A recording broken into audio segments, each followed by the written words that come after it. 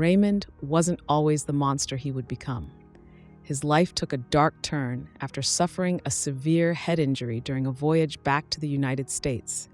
A steel hatch had come crashing down on him, causing brain damage that would change him forever. After his release from the hospital, those who knew Raymond claimed he wasn't the same man. His actions soon backed up these claims. He began committing petty crimes, including theft, which landed him in prison.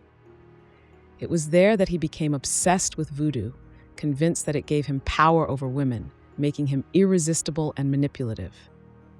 Martha, on the other hand, had her own struggles.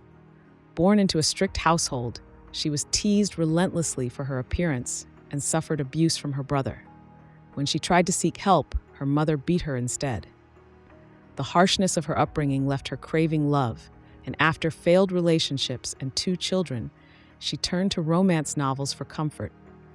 Desperate to escape her loneliness, she began responding to Lonely Hearts ads, hiding the fact that she had children. That's when Raymond came into her life. Raymond saw Martha as an easy target.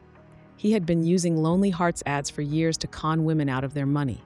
He thought Martha, being a nurse, might have some savings.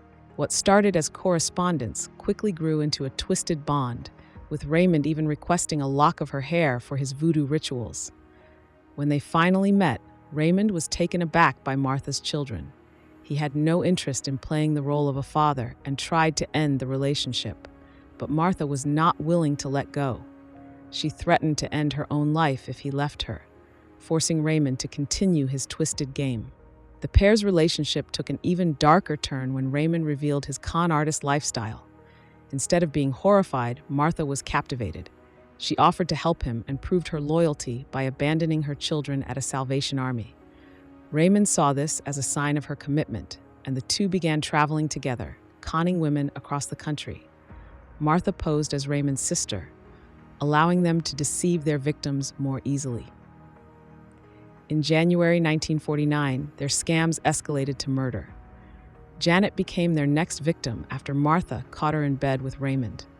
Enraged, Martha attacked Janet with a hammer, violently ending her life. Raymond stepped in to help clean up the mess, wrapping the body in a scarf before hiding it in a trunk. They buried Janet in a basement and covered the grave with cement, hoping no one would uncover their crime. In the following days, they drained Janet's bank account and sent fake letters to her family to cover their tracks. If you're hooked on this twisted tale, be sure to like and subscribe for more gripping stories on Talescape. Desperation for money led them to their next victim, Delphine. The couple stayed with her in Michigan, but soon Delphine became suspicious of their true intentions.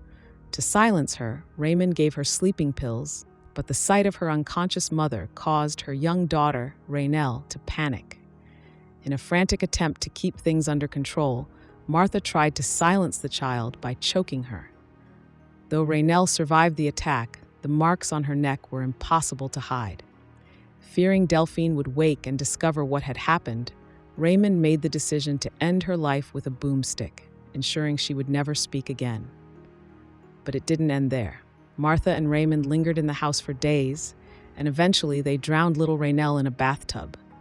They buried both mother and daughter in the basement, side by side. The couple's string of crimes came to an abrupt halt the very next day when they were arrested, just after they had taken in a movie, as if nothing had happened. Raymond confessed to all of his crimes, initially claiming a body count of 17, though he later admitted that number was exaggerated. He felt safe in Michigan, knowing there was no death penalty. But that safety vanished when the couple was extradited to New York, where they were tied to the murder of Janet. The trial drew national attention, not just for the murders, but also for the strange bond between Raymond and Martha, who were soon dubbed the Lonely Hearts Killers. On August 22, 1949, both were sentenced to death by electric chair. As their execution date approached, they remained unwavering in their devotion to each other. Raymond's final words were a declaration of love for Martha. "I want to shout it out. I love Martha. What do the public know about love?" Martha's final words echoed his sentiment. "My story is a love story. Only those tortured by love can know what I mean." Both were executed on March 8, 1951, ending the chilling story of the Lonely Hearts Killers. Thank you for watching. If you enjoyed this tale, make sure to subscribe and stay tuned for more shocking stories on Talescape.